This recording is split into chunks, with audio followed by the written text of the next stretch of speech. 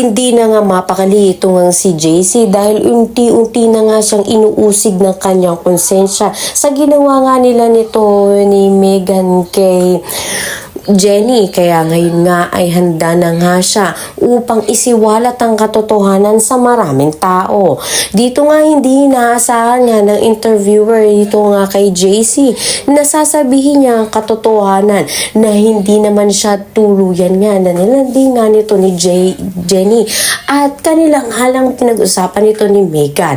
Kaya ngayon nagulat nga itong si Megan na kung saan mabilis nga na kumalat ito sa balita. Kaya ngayon hindi na alam nito ni Megan kung paano lulusutan ang kanyang suliraning hinaharap.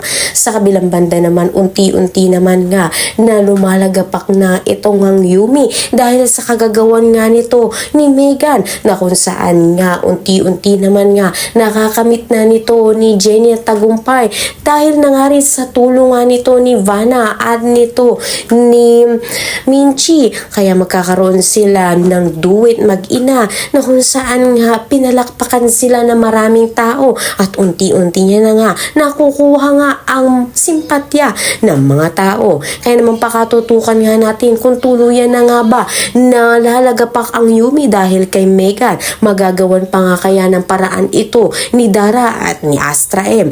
Lahat ng yan abangan natin. Maraming salamat sa iyong panonood.